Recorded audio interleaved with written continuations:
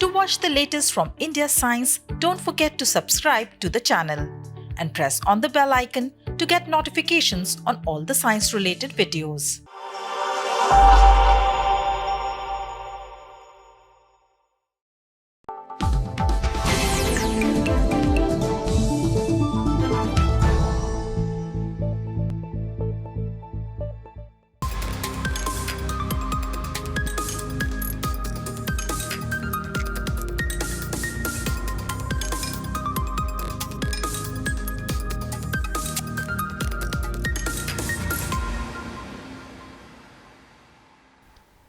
Namaskar, you are watching SciTech and I am Bhagyashree.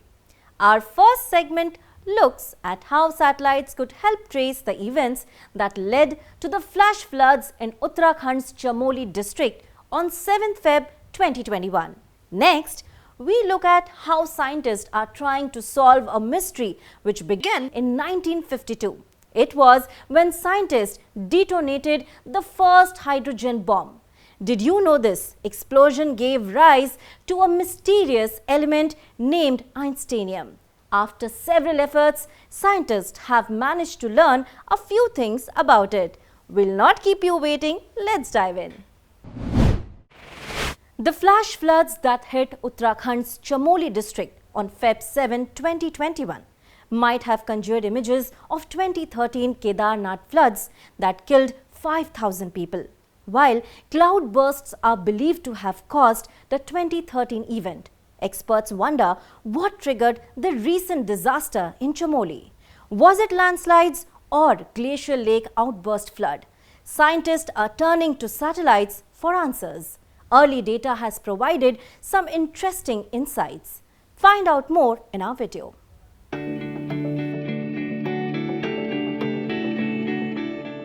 Look at the before and after images. Do you see a mass of ice and snow missing in the latter? What you are seeing is a part of the Trishla Glacier, which appears to be the source of Chamoli disaster.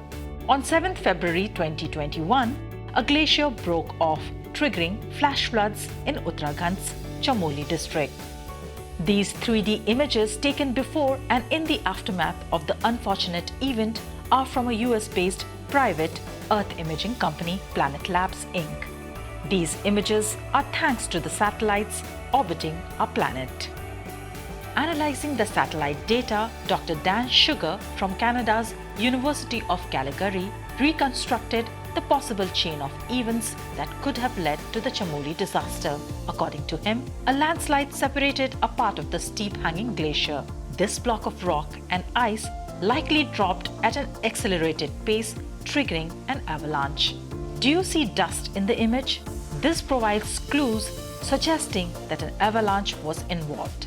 The avalanche likely raised the water levels in Rishi Ganga, Dhauli Ganga and Alaknanda rivers, leading to flash floods. The Dehradun-based Indian Institute of Remote Sensing has also found that a landslide was the likely culprit. A scientist from the institute said, "Our preliminary findings indicate that a landslide was triggered at around 5,600 meters of altitude." ISRO's Cartosat-3 captured the havoc caused by the flash floods. Cartosat-3 is an advanced Earth imaging and mapping satellite capable of producing high-resolution visuals, the Indian Express reported. Initially, scientists suspected the glacier lake outburst flood was responsible.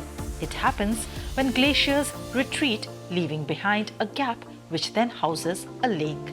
Some amounts of debris act as a natural dam, locking up the lake in place. But when the debris falls off, there is a breach and the water escapes as a result. But satellite data could not locate any glacial lakes in the region, suggesting that GLOF may not be to blame. Satellite services, be it communication, remote sensing, geophysical or meteorology, track and provide a wealth of data. They have emerged as a powerful tool to detect and manage disasters while also assisting in relief operations in afflicted regions. New data from satellites could reveal more information on what triggered the Chamoli disaster in the coming days. Have you heard of Einsteinium? It is the 99th element in the periodic table and is named after Einstein. Einsteinium's chemical properties have remained a mystery. Now, scientists have made a start.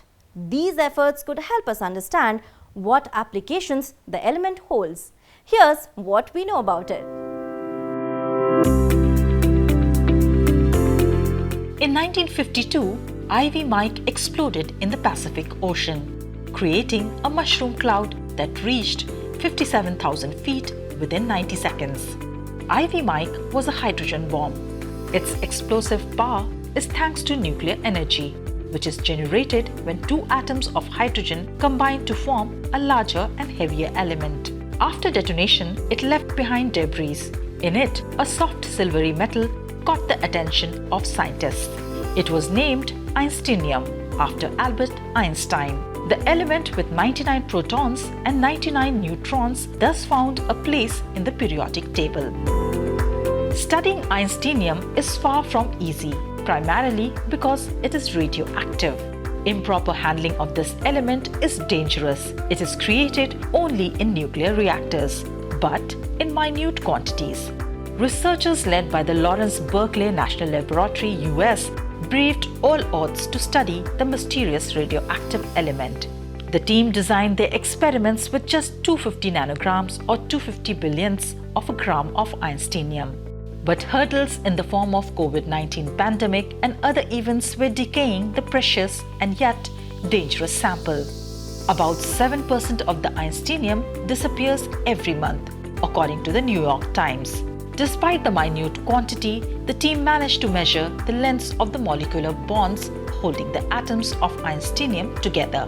It was 2.38 angstroms long. 1 angstrom is 100 millionth of a centimeter. Bond length could tell scientists how Einsteinium interacts with other molecules. You might wonder why study that.